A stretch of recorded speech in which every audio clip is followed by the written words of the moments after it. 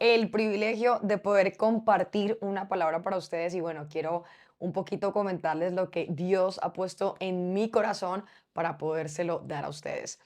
La palabra de Dios siempre he dicho que está llena de personas que marcaron la diferencia. Creo que esto es lo que más me gusta de la palabra de Dios y por eso el título de esta prédica o como lleva por nombre lo llamo 7000 raros. Y quizás usted se está preguntando, ¿cómo así que 7000 raros? ¿Eso de dónde proviene la palabra o de dónde viene o con qué se come esto? Pues déjeme avanzar en la palabra porque quiero decirle que en la Biblia sí hubo 7000 personas que marcaron la diferencia y que fueron totalmente diferentes. Siempre tuve la curiosidad de por qué el mundo, como tal el mundo, siempre ha tenido una fascinación por los superhéroes. Cuando vamos e investigamos las tasas de cine con más taquilla o más recaudo económico, ustedes se van a dar cuenta que fueron las películas de los superhéroes, sea DC Comics o sea Marvel. Si vemos películas como Endgame o Infinity War, nos vamos a dar cuenta que fueron películas que hasta el día de hoy siguen siendo mundialmente taquilleras. En fechas como esas recuerdo que las filas de los cines eran enormes, la gente corría a ver las películas, uno veía de todas las edades, niños, adolescentes, jóvenes, adultos, ancianos con las camisetas del Capitán América, con las camisetas de Iron Man. La gente salía de las películas llorando o la gente salía de las películas muy emocionadas. Unos salían felices, otros salían decepcionados, pero es increíble cómo el tema superhéroe marca la diferencia en el tema del mundo. Una vez le preguntaba a Dios este tema porque realmente, hablándolo a manera personal, me encanta todo el tema de los superhéroes, me mueve mucho las fibras. Y le preguntaba a Dios, ¿por qué nos mueve tanto las fibras el tema de los superhéroes? ¿Por qué corremos a un cine a ver estas películas? ¿Qué es lo que nos causa fascinación? Y simple y llanamente hay algo muy lindo en el tema de los superhéroes y es que el superhéroe deja de pensar en sí por pensar en el otro. Si ustedes se dan cuenta, esto pasa en la historia de todos. ¿Por qué lloramos cuando Iron Man se murió? Porque dejó de pensar en sí mismo, como todas las sagas, él siempre pensaba en él, y por un momento dejó de pensar en sí mismo, ¿por qué? Por dar la vida por todos. Cuando uno ve cosas como estas, uno dice, Dios mío, ese es el ADN redentor que todos llevamos, el dar la vida por otro. Por eso es que temas o historias como estas nos causan fascinación, porque en el fondo esto fue lo que Jesús hizo por nosotros. Él entregó su vida en la cruz por la humanidad que no lo merecía. Dejó de pensar en sí por pensar en todos. ¿Por qué a nosotros como humanos nos llama la atención esto? Porque todos nosotros, cada uno de los que estamos acá, tenemos un ADN redentor. Sabemos que fuimos redimidos. Y como fuimos redimidos, queremos redimir a otros. Por eso la Biblia está llena de superhéroes que aunque estén implícitamente y no los veamos de esa manera, yo siempre he dicho que las mejores películas de Hollywood han salido de la palabra de Dios. A veces veo muchas películas donde digo, esto salió de la Biblia, esto viene de acá, esto proviene de acá. Y a veces nosotros como jóvenes no lo sabemos porque quizás nos han pintado la Biblia como un libro anticuado, como un libro difícil de comprender, pero hoy quiero hacerte lo más didáctico posible para que puedas entender que en la palabra de Dios están las mejores historias habidas y por haber. Una de esas historias cuenta la palabra de Dios que existía un hombre. Yo voy a ir avanzando y usted me imagino que mientras que yo voy avanzando va a poder adivinar quizás el personaje del que estamos hablando. Y dice que este hombre tenía una fuerza en Dios completamente grande, tenía una fe en Dios indiscutible. Tanto era tan indiscutible que él tenía la creencia fundamental de que no había otro Dios más grande que él. Y como él tenía la fe y la convicción que no había otro Dios mejor que él, dice la palabra de Dios que él se fue a un monte. Este monte era llamado el Monte Carmelo. Y cuando fue a este monte fue a enfrentarse con los Baales. ¿Qué eran los Baales? Los Baales en ese entonces eran aquellos que adoraban a otros dioses. En este caso adoraban al dios Baal. Y dice que fue a enfrentar a 800 profetas contra él. Esto es ilógico porque era 800 contra uno. Pero este hombre inmediatamente tuvo la veracidad. Tuvo un celo por Dios, dice la palabra de Dios, como diciendo, mi Dios es mucho mejor y mucho más grande que sus dioses. O sea, entre comillas, hubo una batalla cósmica para que usted me pueda entender. Ahora, hay que entender lo que sucedía en ese tiempo. No solamente eran 800 profetas de Baal, todo el pueblo de Israel en ese entonces dejó de adorar a Dios, al Dios que tú y yo conocemos, por adorar a este Dios Baal. Ahora, uno se preguntará, ¿pero por qué? ¿Por qué se volcaron ante ese Dios y no siguieron adorando al Dios que los sacó de Israel, sino que en ese momento volcaron su corazón a Baal? Resulta y pasa que Baal era conocido, chicos, como el Dios del riego. ¿Por qué el Dios del riego? Porque era aquel que regaba las cosechas para que en ese entonces ellos pudieran tener productividad. ¿Qué quiere decir esto? Que en ese entonces no existía dinero, sino usted ganaba dinero si usted tenía una buena cosecha de tomates, de cebolla, de fresa. Entonces ellos preferían adorar a este Dios porque les respondía mucho más fácil o por decirlo así, mucho más rápido que el Dios de nosotros. Y es que hay que entender algo, y es que tú y yo estamos en una era digital. Cuando yo veo esta batalla cósmica, yo digo, es impresionante lo que está pasando acá. Porque el hombre siempre va a decidir irse por el proceso más fácil y a veces no irse por el proceso más lento. Y nosotros los jóvenes muchísimo más. ¿Por qué? Porque estamos en una era veloz. Estamos en una era rápida. Ejemplo, si tú quieres buscar información, si tú quieres buscar algo que esté sucediendo o aconteciendo, tú simplemente estás al clic de tu teléfono de preguntarle a Google, de preguntarle a YouTube e inmediatamente te lo puede responder. No necesitas esperar ni un minuto ni dos. En menos de segundos tú puedes tener la respuesta de lo que te estás preguntando. Al igual que las comidas. Hay varios restaurantes que te dicen, si no te entregamos la comida en tal determinado tiempo, tu pedido es completamente gratis porque tiene que ser rápido. Entonces nos hemos dado cuenta que en el consumismo es un consumismo digital rápido. Es más, hablemoslo de las redes sociales. Los reels o las publicaciones que tienen más likes son las más cortas o las más rápidas. Y te vas a dar cuenta de eso. ¿Por qué? Porque estamos en una era digital rápida. Si el reel se demora más de un minuto, la gente desliza rápidamente porque ya le aburrió el contenido. Si no hay algo que le impacte, hablemoslo de la música. Si ustedes se dan cuenta, minutos de música. Antes las canciones duraban 5, 6 minutos, 7 minutos. Hoy en día las canciones máximo están durando 3 minutos. Y ya nos aburrimos porque ya nos parece que está durando demasiado. Si ustedes se dan cuenta, estamos en una era digital que rápida. Y como estamos en una era digital rápida, pues creemos que también Dios es un Dios rápido y que todo lo hace veloz. Y pues lastimosamente no es así. Dios es un Dios de procesos. Dios es un Dios que nos enseña que lo que se demora verdaderamente vale la pena. Algo que le decía una vez a una chica es, si indirectamente hay alguien que está pretendiéndote e inmediatamente tú respondes a eso y no le das el tiempo de espera, de conocerse, de tener ese tiempo de amistad, lo que simplemente le estás diciendo a ese chico es, conmigo puedes absolutamente todo rápido. Y algo que yo puedo decirte de parte de Dios es que la espera hace parte de Él. Los procesos vienen de Dios. Es más, hay una frase muy típica que decimos, lo bueno se hace esperar. Y es que verdaderamente es así. Si realmente ese chico se va y no quiso esperarte, simplemente no era para ti. Porque si alguien te ama y alguien quiere algo contigo, te va a esperar y va a esperar el tiempo necesario para que realmente eso pueda surgir. Y eso era lo que pasaba y sucedía en la época de antes. La gente prefería irse por lo fácil, por lo rápido, por lo que se conseguía ya, que por el Dios de procesos. Pero lo que a veces no entendemos es que en el proceso Dios nos forma, es que en el proceso Dios nos transforma, es que en el proceso Dios hace cosas nuevas con nosotros. Hablemoslo de una carrera universitaria. Yo no puedo ser una ingeniera de la noche a la mañana, tengo que cursar 5 años para poder ser ingeniera. Al igual que el colegio, si ustedes se dan cuenta, la vida está llena de procesos. Y en medio de ese proceso es que podemos decir como Job, Señor, de oídas te había oído, mas ahora mis ojos te ven. Lo que no entendemos a veces es que en el proceso se nos revela un Dios que antes no conocíamos. Por eso en lo rápido no actúa Dios. En eso de que no, pero tiene que ser ya. No, en el ya no está Dios. Y esto era lo que sucedía en ese entonces. La gente no quería seguir al Dios de Elías. No quería seguir al Dios de sus padres porque ese Dios los había hecho esperar. Es que pónganse a pensar, era un Dios que, quieren cruzar el mar, esperen que Moisés levante la vara y se levante y le pegue al mar y ahí si ustedes pasan. ¿Quieren salir de Egipto? Bueno, sí, pero no va a ser ya, va a demorar su tiempo.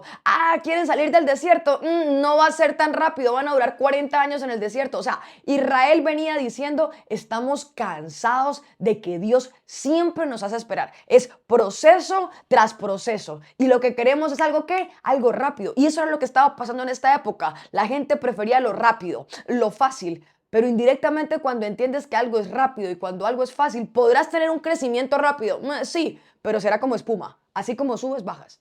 Ese es el problema de las cosas que son rápidas, que así como suben, vuelven y bajan. Pero cuando algo tiene un proceso, como costó llegar hasta allá, uno dice, "Ah, no, como me costó, entonces me mantengo". Yo siempre he dicho que la vida en Dios no es como un ascensor. No es que tú te montas y le das al 10.º piso y llegas rápido. No, la vida en Dios son escalones. Tú vas escalando poco a poco, vas subiendo peldaño a peldaño. Y esto era lo que sucedía aquí. La gente prefería adorar al Dios rápido que adorar al Dios de Elías, que nos hacía esperar. Entonces en ese momento Elías tiene esta batalla cósmica, tiene esta batalla con los 800 profetas y de una manera burlesca empieza a generarse esta batalla que está sucediendo. Yo creo que esto es mejor que Endgame y que cualquier otra película de superhéroes. Porque normalmente siempre mantenemos que el mismo equipo de acá tiene el mismo número de acá, pero es que acá era 800 contra uno. Y en ese momento Elías se enfrenta a estos 800 y le dicen, yo sé que mi Dios puede ser mucho más grande y mucho más poderoso que el Dios de ustedes. A lo que los 800 responden, claro que no. Así que Elías dice, bueno, como ustedes dicen que no y yo digo que sí, pues vamos a hacer algo. Si el Dios de ustedes es real, hagamos que descienda fuego del cielo. Si el Dios de ustedes hace descender fuego del cielo, yo agarro y me voy de acá. Pero si mi Dios lo hace, aquí las cosas van a cambiar. Y en ese momento, en medio de lo que sucede, vemos cómo Elías coloca 12 piedras que tipifican las 12 tribus de Israel. Y en ese momento, cuando él pone eso, dice a los Baales, bueno, háganle, a los profetas, hagan descender fuego del cielo. La palabra dice que estos hombres se laceraron, gritaron, echaron pandereta, porque también son buenos para ser escandalosos. Y mientras que esto pasaba, Elías estaba sentado, toteado a la risa, empezándose a burlar. ¿Dónde está su Dios? ¿Será que su Dios es sordo? ¿Será que su Dios no los escucha? ¿Hasta cuándo? Yo estoy esperando que descienda fuego del cielo. No que muy rápido, no que es el de los procesos rápido, el que todo lo responde ya. Háganle, ¿dónde está su Dios? Y la palabra dice que el fuego nunca descendió. ¿Saben por qué el fuego nunca descendió, chicos? Porque Dios nunca desciende sobre altares vacíos. Nunca, jamás. A veces uno trata de imitar el fuego, pero cuando tú imitas el fuego se nota que lo estás imitando. Dios desciende sobre altares que están llenos. Por eso lo que tú hagas en el altar es el reflejo de tu intimidad. Lo repito, el reflejo de tu altar es el reflejo de tu intimidad. A veces queremos hacer mucho en Dios, pero la gran pregunta es, ¿Dios te conoce? Y cuando hablo de si Dios te conoce es, ¿Dios te conoce en el secreto? Porque no, Dios sí me conoce. No, Dios no te conoce, porque cuando uno conoce a alguien es cuando uno cierra la puerta y verdaderamente se encuentra con esa persona. A veces creemos que en la iglesia la gente nos conoce y no, verdaderamente la gente no nos conoce. Uno sonríe y uno saluda porque esa es la mecánica. La mecánica es responder que siempre estamos bien. La mecánica siempre es sonreír. La mecánica siempre es montarnos en el altar y colocarnos la guitarra, tocar el piano o quizás estar en el servicio de jóvenes, servir en lo que tengo que servir, colocarme la camisa de R21 porque hoy es el servicio y creemos que todo está bien. Pero realmente, quien sabe cómo estamos es cuando cerramos la puerta de nuestra habitación, nos encontramos nosotros mismos y ahí es que realmente tú te preguntas cómo estoy. Por eso la gran pregunta que yo puedo hacerte en este momento es, ¿cómo está tu altar? Y cuando hablo del altar no estoy hablando del altar de la iglesia. ¿Cómo estás tú? Porque el altar y la ofrenda eres tú. ¿Cómo estás? ¿Cómo está tu relación con Dios? ¿Te comunicas con Dios? ¿Realmente Dios te conoce? Realmente si yo le preguntara a Dios por ti, Dios podría responderme y decirme, oh, yo la conozco, oh, yo le conozco. Porque es importante entender que ese día los profetas no pudieron hacer que fuego descendiera porque Dios no desciende sobre altares vacíos. Pero en el momento en que Elías se paró y simplemente colocó las 12 piedras, las roció de agua, dice la palabra de Dios, que es algo ilógico hablándolo científicamente, porque el fuego no se produce en el agua, jamás. Si tú le echas a algo agua, jamás va a prender, eso es casi que imposible que pueda prender. Pero lo que Elías estaba queriendo decir es que el fuego que él iba a encender no era un fuego extraño, sino era un fuego del cielo. Y cuando el fuego proviene de Dios, ni las muchas aguas lo pueden apagar. Era lo que estaba tipificando Elías ese día, ni las muchas aguas, aunque le eche muchas aguas, cuando el fuego proviene del cielo, nada ni nadie lo puede apagar.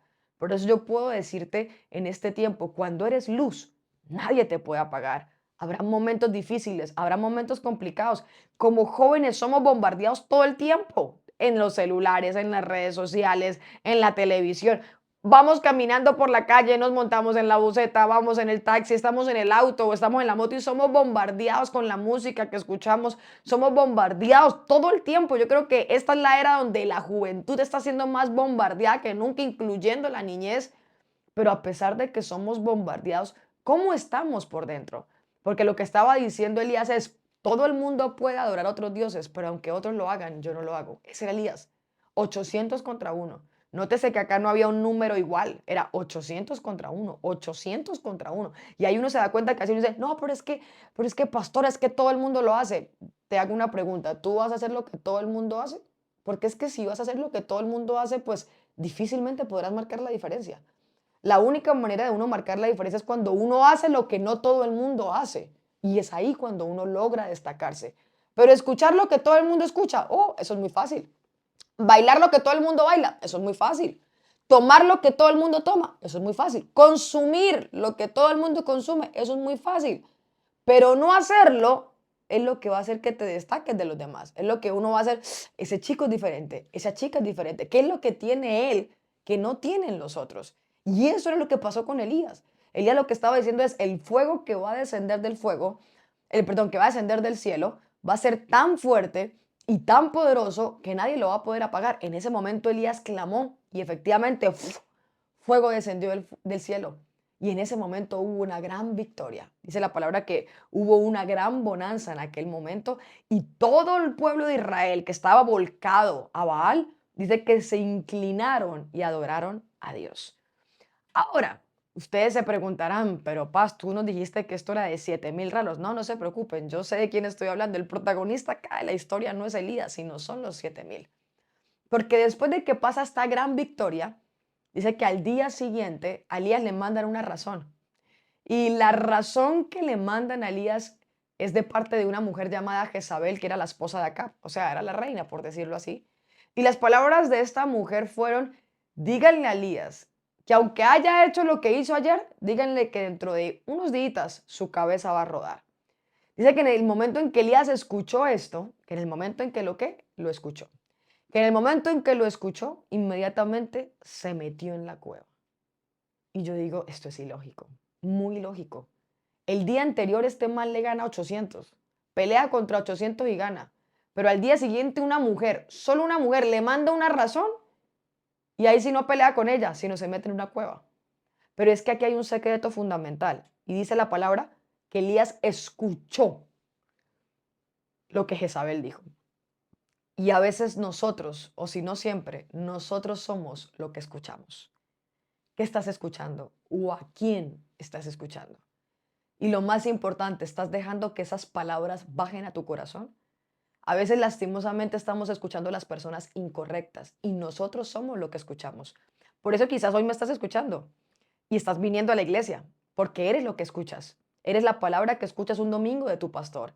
Eres un sábado o viernes en tu reunión que haces de jóvenes o de adoración. Eres lo que escuchas. Eres lo que escuchas.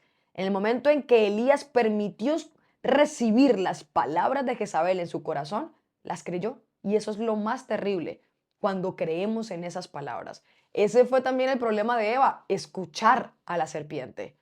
Por eso dice la palabra que cuando Jairo, y me voy a ir al Nuevo Testamento un poquito, me voy a desviar para que entiendan lo que es importante el escuchar. Dice que cuando Jairo, que era uno de los sacerdotes principales, se acerca a Jesús y Jesús iba caminando, Jairo le dice, Señor, por favor, ven que mi hija está a punto de morir, ve y sánala, que es la famosa historia que todos conocemos de Talita Cumi, a ti te digo, niña, levántate. Jairo está allí teniendo en plena multitud diciéndole, Señor, ven corriendo porque mi hija le quedan minutos de vida. Y cuando Jairo le está diciendo esto a Jesús, llegan sus sirvientes, sus criados, y le dicen, Jairo, no molestes más al maestro, porque tu hija acabó de morir. Cuando los sirvientes le dicen esto a Jairo, dice que Jairo los volteó a mirar, porque posiblemente están hablando con él, y Jesús en ese momento se volteó a Jairo, se lo quedó mirando y le dijo, Jairo, no los escuches, llévame a tu hija donde se encuentra en casa. Cuando yo escucho a un Jesús que está diciendo, Jairo, no los escuches, yo puedo ver a Jesús diciendo, no escuches la voz de aquellos que quieren opacar la fe en ti. No escuches a aquellos que te dicen que no sirves para nada. No escuches esas voces que te están diciendo que no tienes un futuro mejor. que no vas a poder estudiar lo que quieres estudiar, que no vas a poder los sueños, no vas a poder lograr los sueños que quieres lograr, ni las promesas que tienes en Dios. No los escuches. Fue la palabra que Jesús le dijo a Jairo, no los escuches, Jairo. Más bien, llévame a donde está tu hija, porque te la voy a resucitar. Jesús lo que le estaba diciendo es, Jairo, apaga las voces. Y hoy quiero decirte de parte de Dios, apaga esa voz que estás escuchando en tu interior y te dice a ti que no vales para nada, que lo que ves en un espejo nadie lo ama ni nadie lo quiere, esa voz que te susurra que quizás te tienes que quitar la vida. Hoy te pido en el nombre de Jesús que apagues esa voz en tu interior. No escuches esas voces, lo que te está vendiendo el sistema, lo que te está diciendo, porque a veces nuestro enemigo, el diablo y aún nosotros mismos somos los que a veces apagamos las promesas que Dios tiene para nosotros. Y por eso hoy puedo decirte como Jesús le dijo a Jairo, no los escuches y avances a lo que Dios quiere. El problema de Elías fue que sí escuchó a Jezabel, pero no solamente la escuchó, se creyó el cuento. Y cuando dejó que eso que escuchó bajara a su corazón, en ese momento Elías perdió. Porque algo que tú tienes que entender es que donde está tu tesoro, ahí está tu corazón. Por eso la palabra es tan clave cuando dice, sobre toda cosa guarda tu corazón, porque de él mana la vida. Lo que está queriendo decir es, lo que tú escuches, eso serás. Por eso vuelvo y pregunto, ¿a quién estás escuchando? ¿Qué estás escuchando? ¿De qué te estás llenando? Porque de lo que te llenes, eso serás. Elías en ese momento decidió escucharla y dice la palabra que se encuevó. Se metió en la cueva el hombre. Y estando en la cueva, ¿sabe qué es lo lindo? Que estando en la cueva dice que había fuego y Dios no estaba en el fuego. Que llegó de repente un terremoto y Dios no estaba en el terremoto. Pero que de repente llegó un silbo apacible y Dios sí estaba en ese silbo apacible. Algo que puedo decirte es que Dios llega cuando nadie llega. O sea, en las victorias todo el mundo está. Yo me imagino cuando el fuego descendió del cielo y la gente se inclinó ante Dios porque se dio cuenta que el Dios de Elías sí era el Dios real. Yo me imagino a la gente levantando a Elías en los hombros. Yo me imagino a la gente, a Elías diciéndole, Elías, dándole golpecitos en la espalda. No hay profeta como tú eres el mejor. Definitivamente, Elías, no nacerá otro hombre como tú. Pero justo en esa cueva, ¿dónde estaban los que lo habían elogiado? Algo que puedo decirte es, cuídate de las grandes victorias. Porque a veces uno se acostumbra y uno cree que no, ya, lo logré todo. Esta victoria la tuve en Dios. Y cuando uno se acostumbra a las victorias, lastimosamente el otro día puedes estar en una cueva.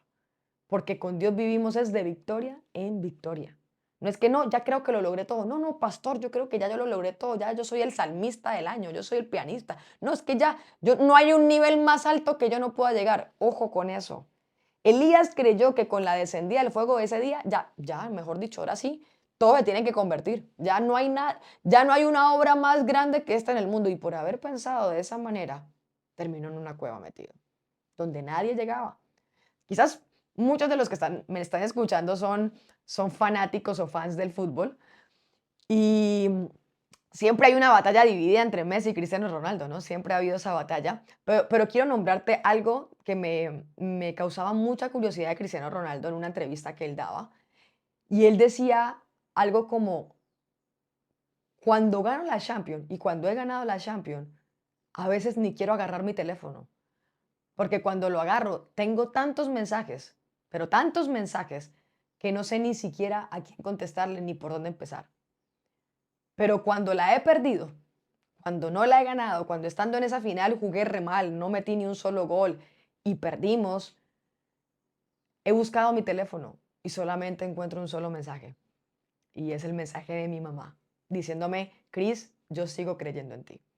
Cuando él decía palabras como estas, podía yo entender que en la victoria van a estar muchos, pero en las derrotas solamente estarán los fieles y leales y los que creen en ti.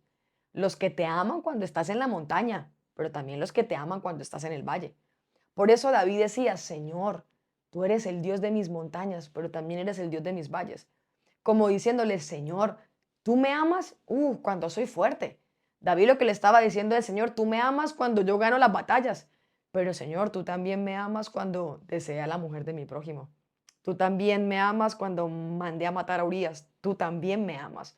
Porque eso puedo decirte hoy. Dios te ama cuando eres muy fuerte. Excelente, te felicito si estás muy fuerte. Pero también quiero decirte, Dios también te ama así de débil como estás. Así, así como estás. Así. Pero pastora, estoy pecador. Yo cuando cierro la puerta de meditación hay cosas que hago que son terribles. Hay cosas que hago que ni mis pastores saben. No, no, Dios te ama. Dios te ama así. O sea, Él sabiendo lo que estás haciendo, te ama. Porque no hay nada que puedas hacer para que Dios te ame más o para que Dios te ame menos. Él te ama y punto. Lo único que te está pidiendo es tu corazón y que tu altar pueda estar lleno de fuego y un fuego real para que Él pueda descender y para que tú puedas hacer un sacrificio agradable delante de Dios.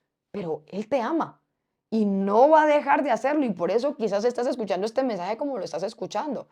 Por eso es importante que puedas renunciar a esas pasiones, a esas cosas en las que eres débil para decirle, Señor, en mi debilidad, en esa debilidad que tengo, Señor, fortaléceme.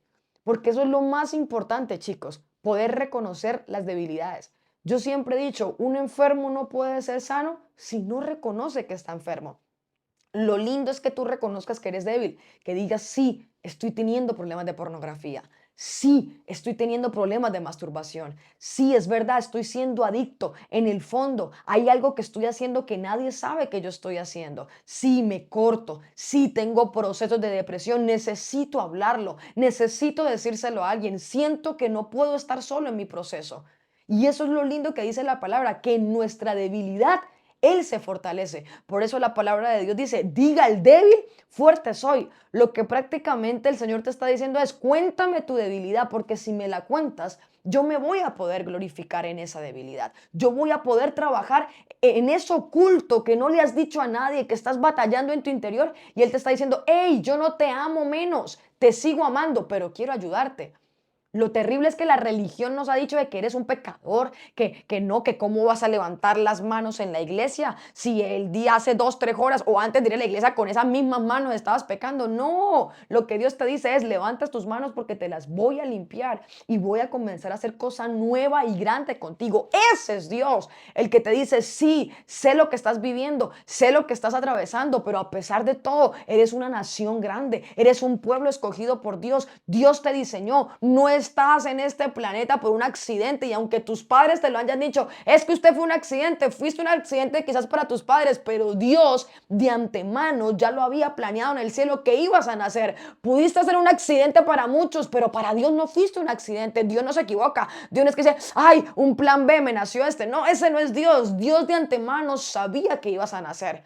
¿Por qué soy tan segura de eso? Porque la palabra lo dice. Mi embrión vieron tus ojos. O sea, indirectamente tú ya viste a Dios y no te acuerdas. Por eso puedo saber que fuimos diseñados por Dios antes de la creación de este mundo. Pudiste haber sido un accidente para las personas que te rodean, pero nunca fuiste un accidente para Dios. Y por eso en ese momento Elías está allí encuevado, en ese desazón. Y saben que Elías pronuncia algo que creo que en algún momento todos hemos pronunciado en nuestras vidas y lo podemos ver en Primera de Reyes, capítulo 19, versículo 13. Y dice así la palabra de Dios. Y cuando lo oyó Elías, ¿a quién? Al Señor, cubrió su rostro con su manto y salió y se puso a la puerta de la cueva. Y he aquí vino a él una voz diciendo, ¿qué haces aquí, Elías? Creo que es la pregunta que yo creo que hoy Dios quiere hacerte a ti. Yo no te conozco, pero Dios sí te conoce. Y creo que la pregunta que Él te está diciendo es, ¿qué haces ahí? ¿Qué haces ahí en ese hueco profundo? ¿Qué haces en esa cueva donde crees que no vas a poder salir? ¿Qué haces? ¿Qué haces enterrando tus sueños? ¿Qué haces teniendo esos pensamientos de muerte que estás teniendo a altas horas de la noche? ¿Qué haces aquí? Era la pregunta que le hacía Dios a Elías. Y él le respondió, he sentido un vivo celo por Jehová, Dios de los ejércitos, porque los hijos de Israel han dejado tu pacto, han derribado tus altares y han matado a espada a tus profetas. Y aquí viene la famosa frase que no solamente la dice Elías, yo creo que todos en la vida algún día la hemos dicho.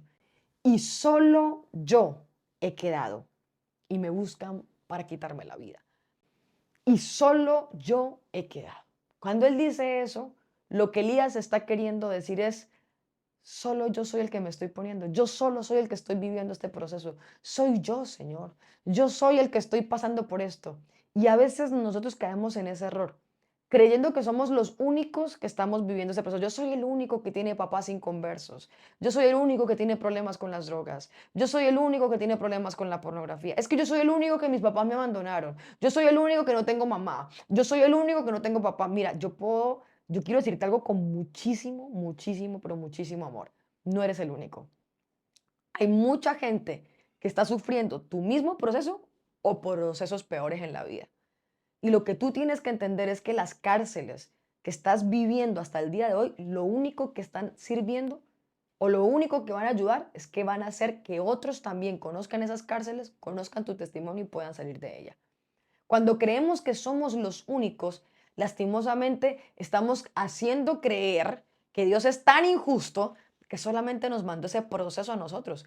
Pero hay cuevas que realmente nosotros mismos fuimos los que nos metimos en ella. Por eso puedo ver a un Dios diciendo, ¿qué haces aquí? O sea, como diciéndole, Elías, yo no te metí ahí. ¿Por qué te metiste? A un Dios diciéndole más bien, sal de ahí, sal Elías. ¿Sabe que Dios es tan lindo que cuando tú avanzas en la escritura de esa historia, dice que Dios le trajo comida a Elías? Porque Elías estaba cansado, dice que durmió por más de 3 días. Y es que hacer descender fuego del cielo no es nada fácil. Yo me imagino el desgaste físico que tuvo Elías. Y Dios fue tan lindo que le traía de comer y beber todos los días. Y es que ese es Dios. Dios llega cuando no tenemos fuerzas, cuando no hay nada que hacer. Pero a pesar de que lo ayudó y a pesar de que lo levantó, le está preguntando, ¿qué haces aquí, Elías? Y no solamente le dice, ¿qué haces aquí? Cuando Elías pronuncia la palabra y le responde, es que yo estoy solo. Aquí me encanta lo que Dios responde, porque yo siempre he dicho que Dios es un Dios de anónimos. Quizás tú estás ahí escuchándome y estás diciendo, pero es que yo creo que Dios ni siquiera conoce mi nombre, o yo creo que la gente ni siquiera conoce mi nombre. La gente no podrá conocer tu nombre, pero si Dios te conoce es lo más importante. Hay gente que quizás no tiene nombre en la Biblia, como la mujer sirofenicia, como la mujer adúltera, como la mujer del flujo de sangre, eh, como el hombre ciego, como aquel que era ciego de nacimiento. Si tú te das cuenta, en la palabra nunca dicen sus nombres, pero Jesús los sanó, porque la gente no los conocía, pero Jesús sí los conoció. Y a veces nos importa tanto que la gente nos conozca y no que Dios nos conozca. A veces nos interesa más que nuestro nombre está en la boca de otros y no que nuestro nombre esté en la boca de Dios. Y por eso me encanta que Dios es Dios de anónimos. Y en un momento le dice a Elías, ya va Elías, ya va, espera un momentico acá. Yo le creo que usted esté cansado, le creo que usted esté agotado, le creo que usted me esté diciendo que bueno, que se siente mal porque tiene un vivo celo por mí, listo, hasta ahí vamos bien. Pero que me digas que es el único no te lo voy a aceptar. Porque yo soy un Dios que lo ve todo. Yo soy un Dios que ve lo que otros no ven. Y ahí es cuando viene el tema de los 7000 raros. Y esos 7000 raros se encuentran implícitamente en la palabra de Dios en primer libro de Reyes, capítulo 19, versículo 18. Y dice así la palabra de Dios. Y yo haré que queden en Israel 7000. ¿Cuántos? 7000. Cuyas rodillas no se doblaron ante Baal y cuyas bocas no le besaron. O sea, lo que prácticamente Dios le está diciendo a Elías es, Elías, espera un momentico. Mientras que usted estaba en el Monte Carmelo y eran 800 según usted contra uno, y usted empezó a clamar para que fuego descendiera del fuego, para que fuego descendiera del cielo, y usted empezó a decir y a hacer y todo, usted creía que era el único, pero resulta y pasa que mientras que usted estaba clamando en el monte y todo el mundo lo estaba viendo, habían 7000. ¿Cuántos? 7000 que estaban en las cuevas escondidos porque los iban a matar, pero ellos estaban escondidos. No habían ni siquiera comido, fueron alimentados con pan y agua, pero estaban ahí metidos, de rodillas. ¿Y sabe qué estaban haciendo? Señor, ayuda a Elías. Señor, que pueda descender fuego del cielo. Señor, que algo pase en el lugar. Señor, que descienda. Mientras que tú creías que estabas solo allá, imagínense, había 7000 que estaban orando por usted. Habían 7000 cuyas rodillas no habían besado a Baal, cuyas rodillas no se habían inclinado. Tú crees que eres el único, pero hay 7000 raros que nadie conoce, pero yo sí los conozco. 7000 que están escondidos, pero yo sí los conozco. Esta palabra va para alguien. Quizás estás en el anonimato, donde nadie te está viendo, pero estás orando, estás clamando. Tarde que temprano el Señor te dice, el mismo Dios que estás conociendo en el secreto va a ser el mismo Dios que te va a sacar de ese secreto y te va a llevar en público para que puedas hacer la obra preciosa que Dios quiere. Dios conoce a los anónimos, a esos que nadie ve, a esos que nadie conoce, a esos que nadie dice nada de ellos. Mira, lo más importante es que Dios conozca tu nombre. ¿De qué vale que todo el mundo te conozca si Él no te conoce? Yo siempre recuerdo y siempre lo cuento de manera muy jocosa, porque algo que yo puedo confesarles de Génesis Gracia es que yo no soy hija de pastores. O sea, yo no estoy aquí sentada porque tengo herencia pastoral, no, o sea, tengo el gusto y el privilegio de tener a una mamá profesora y un papá arquitecto, pero al Señor le plació que yo predicara la palabra, pero esto no fue de la noche a la mañana. Yo recuerdo cuando a mis 17 años se me dice que por primera vez voy a predicar y se me da ese privilegio y uno como que lo anhela, pero a la vez eso da unos nervios terribles y creo que si a ti te pasa me puedes entender. Uno como que en el fondo quiere, pero cuando le toca uno quisiera que la tierra se abriera y a uno lo tragara. Porque uno dice, Dios mío, yo no quiero que el día llegue, pero a la final sí quiero que llegue, pero no quiero. Eso es una batalla todo el tiempo. Pero justamente cuando llegó ese día, a mí nunca se me va a olvidar. Yo agarré, subí el atril, en mi casa había un atril y yo agarré y lo subí, puse la Biblia, agarré y coloqué todos los peluches enfrente para que, haciendo creer que era el público, ¿no? Claro, está haciendo creer que era el público. Hoy en día no tengo peluches, pero tengo a alguien que está detrás de la cámara filmándome. Ese es mi peluche hoy en día. Y estaba detrás con los peluches y ponía todos los peluches. Recuerdo que ahí estaba el peluche del novio, del exnovio, mejor dicho, todos los peluches. Y recuerdo que cuando me colocaba enfrente del atril a predicarle a estos peluches, yo me metía en la película. Y yo, mejor dicho, eso que no decía yo, buenas noches, iglesia, Dios los bendiga. Yo me metía en la película, narraba, hablaba. Eso decía, a Winnie Pooh, levanta las manos, el Señor te va a profetizar en esta noche. Mejor dicho, yo me metía en la película, al peluche del exnovio lo liberaba, pero mejor dicho, eso era un culto fabuloso y precioso en aquella cuarto. Les estoy contando un poco de mi intimidad. Pero ¿por qué te cuento todo esto? Para decirte que el Dios que me vio en esa intimidad, que agarraba yo el micrófono, porque mi micrófono no era un micrófono, sino era el peine, y agarraba yo el micrófono y hacía que le estaba predicando a miles o a cientos y que eran sanados, otros que les hablaba, otros que eran liberados. El mismo Dios que vio eso en Génesis, eso que nadie veía, que yo cerraba la puerta, hoy por qué te lo estoy contando, pero eso era cerrar la puerta en mi habitación. El Dios que vio eso en lo secreto es el mismo Dios que quizás hoy en día, en su infinita misericordia, me ha llevado a donde estoy. Hoy en día ya no son peluches, hoy en día es gente. ¿Pero por qué pasó eso? Porque hubo una búsqueda en el anonimato. Allá, donde nadie me veía, donde la gente ni conocía mi nombre, donde nadie sabía quién era Génesis, en lo absoluto. Pero yo quería que Dios me usara. Y yo sabía que si yo anhelaba que Dios me usara, yo necesitaba que Él primero me conociera, porque a veces la gente ve, ay, está viajando, o ay, los seguidores, o ay, esto, o hablan de aquí de ella, o hablan de acá, y la gente no ve que eso tan solo es una recompensa de que Dios te conozca. ¿De qué vale que eso pasara y Dios no me conociera? O sea, yo creo que sería lo más triste del mundo. Que todo el mundo te conozca, pero que Dios no te conozca. Hasta que hables en su nombre, pero Él diga, mira, este habla de mí, ni siquiera me conoce. Creo que sería la historia más triste que contar. Y me encanta cómo ver a un Dios que está defendiendo a estos 7,000. Esto me parece precioso. A un Dios que está diciendo, nadie los conoce, pero yo sí los conozco. Dios es nuestro defensor. Aquellos chiquiticos que estamos creciendo, que nadie conoce, Dios dice, no, nadie los puede conocer, pero yo sí los conozco. 7,000 que no hacen lo que todo el mundo hace. 7,000 que no escuchan más 57. 7,000 que no se meten en la onda de lo que está pasando en este entonces, de cantar lo que todo el mundo canta, de perrear lo que todo el mundo está perreando, de corear lo que todo el mundo corea, de ver las series que todo el mundo ve. 7,000 que están manteniéndose ahí puros, santos. 7,000 que están diciendo, todo lo pueden hacer, pero yo no lo quiero hacer. Cuando tú entras en un tiempo y en una temporada de no hacer lo que todo el mundo hace, estás listo para ser parte de esos 7,000. Por eso inicié hablando de la palabra 7,000 raros, 7,000 que no se doblegan, 7,000 que no venden sus principios, porque hay principios, chicos, que no se venden, hay principios que no se negocian, hay cosas en la vida que son tan valiosas que ni siquiera tienen precio monetario. sino tienen un precio incalculable. Es más, tú tienes un precio incalculable. ¿Sabes cuál es tu precio? Tu precio es la sangre del cordero. Yo creo que no hay otro precio más alto que eso.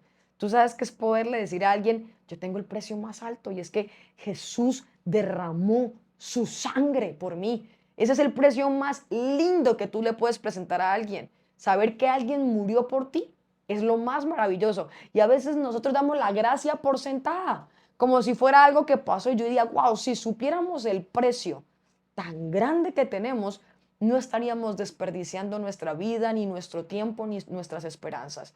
Por eso yo puedo decirte y puedo hablarte en este momento, cuando eres parte de esos 7,000, estás listo para marcar la historia. Estás listo realmente para hacer lo que Dios quiere hacer en tu vida. Por eso me encanta esta palabra, porque cuando nadie se quería arrodillar, ellos estaban arrodillando. Y cuando otros se querían arrodillar ante otros dioses, ellos decían, nosotros no nos arrodillamos ante ellos. Por eso quiero que en este momento me permitas orar por ti. Quizá no puedo estar presencialmente, sé que algún día lo estaré, podré conocerte, pero quiero orar por ti. Sé que quizás estás en esa dualidad diciendo, suena tan fácil, pero es tan difícil de hacer. Sí, es difícil de hacer, pero cuando le pides la fuerza a Dios para poder lograr esas cosas, vas a poder hacerlo. Recuerda, como inicié hablando, tenemos un ADN de superhéroes. Tenemos un ADN redentor. Fuimos redimidos, fuimos salvados, porque no lo merecíamos. Y así como nosotros fuimos salvados, llegó el tiempo de salvar a otros. Lo decía que Díaz, juzguemos menos y salvemos más. Seamos lentos para juzgar y rápidos para salvar. Padre, te doy gracias, Señor, por este tiempo. Gracias, Dios, por cada chico, por cada chica que me escucha en este momento. Gracias, Dios. Gracias porque quizás hay batallas con las que se están lidiando mentalmente. Gracias porque, Señor, quizás hay momentos difíciles en los que estamos atravesando, pero tú estás aquí con nosotros, Señor. Quizás hay traumas que no han sido superados. Quizás hay cosas con las que estamos atravesando en nuestro interior, luchas que solamente Dios y yo sabemos, Señor. Pero hoy pido que en el nombre poderoso de Jesús, la presencia del Espíritu Santo pueda venir sobre tu vida. Que no negocies tus principios. Que verdaderamente entiendas que cuando te desligas del mundo, aunque vivas en él, verdaderamente estás listo para marcar la diferencia. Oro para que en ese anonimato que estás, Dios te pueda conocer. Oro para que seas un joven que busque a Dios profundamente, no con palabras, sino con ellos, sino con hechos. Oro para que en este tiempo, aún finalizando el año, puedas tener una experiencia sobrenatural con Dios. Oro para que si han habido errores con los que estás batallando, aún luchas con las que estás teniendo, oro para que Dios te dé la fuerza para librarlos. Yo te pido a tú que estás allí escuchándome con tus ojos cerraditos, no tienes que hablarlo, inclina tu rostro. Si hay algo por lo que tienes que pedir perdón, en este momento, este es el momento propicio para que le digas, Señor, perdóname. Este es el momento para que le digas, siento que en mis fuerzas no puedo. Quizás estás ahí diciéndole, Señor, lo he intentado cientos de veces. Porque hay una persona en especial que le está diciendo, Señor, todo el año intenté dejarlo y no pude. No pude. Y el Señor te dice, porque lo hiciste en tus fuerzas, pero ahora lo vas a hacer en mis fuerzas. Y pido a Dios que hoy te dé la fuerza para poder salir de ese vicio oculto que solamente Dios sabe en el que estás. En el nombre de Jesús, oro para que el propósito que Dios ha depositado en tu vida se haga una realidad, para que no negocies tus valores, para que no negocies tus principios, para que te mantengas fiel a lo que Dios ha dicho de ti. Oro para que el Espíritu Santo en este momento pueda tocarte, para que el Espíritu Santo en este momento pueda abrazarte. Él puede llegar, Él es el que cruza fronteras.